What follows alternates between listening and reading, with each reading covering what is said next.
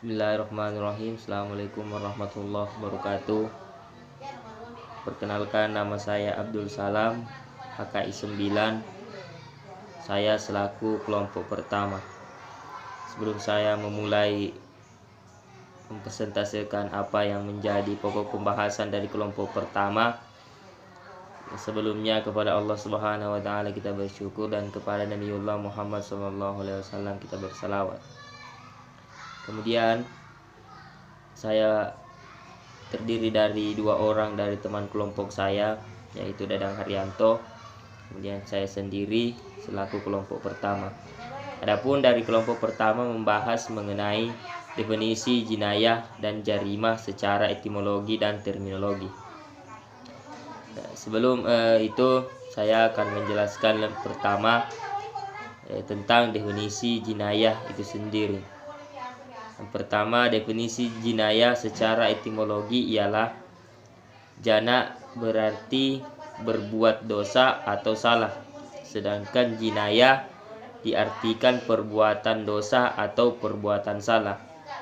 Sedangkan secara terminologi mempunyai beberapa pengertian seperti yang dijelaskan oleh Imam Al-Mawardi, bahwa jinayah ialah perbuatan-perbuatan yang dilarang oleh agama atau syara yang dilakukan hukuman had atau taksir. Kemudian yang dimaksud dengan had dan taksir itu adalah perbuatan yang hukumnya sudah ada yang ditetapkan oleh Allah, dan adapun yang belum ditetapkan oleh Allah Subhanahu wa taala. Kemudian yang selanjutnya yaitu sedangkan jarimah. Definisi jarimah secara etimologi ialah berasal dari kata jar yang sinonimnya kasaba wa qata'a, yang berarti berusaha dan belajar, berusaha dan bekerja. Sedangkan secara terminologi ialah jarimah diartikan sebagai perbuatan-perbuatan yang dilarang syara dan ditentukan hukumannya oleh Allah Subhanahu wa taala, baik dari sanksi-sanksi yang sudah jelas hukumnya atau had, dan sanksi-sanksi yang belum jelas hukumnya oleh Allah Subhanahu wa taala atau taksir. Jadi secara singkat bahwa memang sebenarnya jinayah dan jarimah itu bisa dikatakan suatu kesatuan karena pengertiannya hampir sama saja.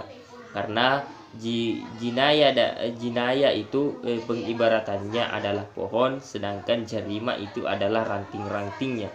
Jadi jinayah dan jarimah itu mempunyai satu kesatuan, di mana jinayah itu adalah suatu pokok-pokoknya yang berisi tentang apa yang menjadi pokok pembahasannya. Kemudian cabang-cabangnya itu adalah jarimah. Sedangkan jarimah itu terdiri dari beberapa pembagian.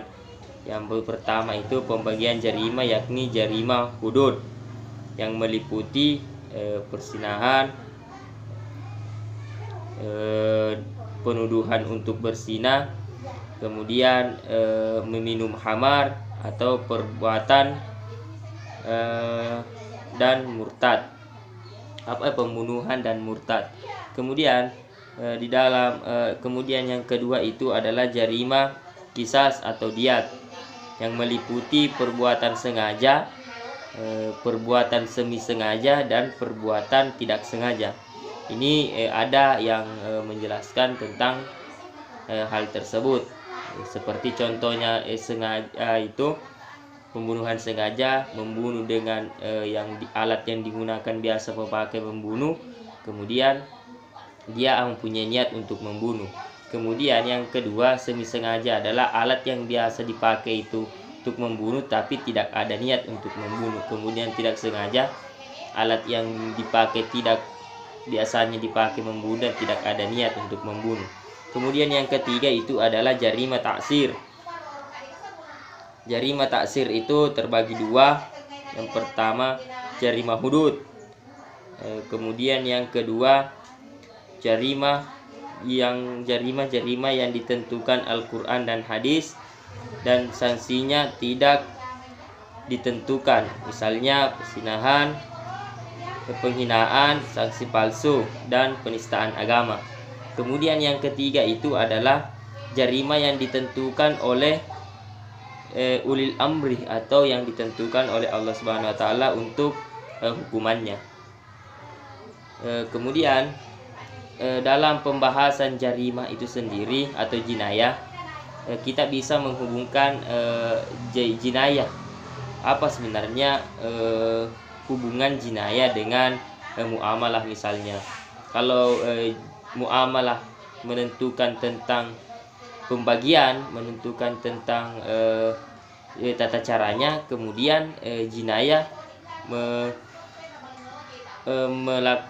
letak posisi jinayah itu adalah untuk misalnya ada pencurian, sanksinya seperti ini. Kemudian juga dalam munakahat atau pernikahan, bahwa di munakahat membahas tentang pernikahan, tetapi di jinayah membahas tentang sanksi persinahan.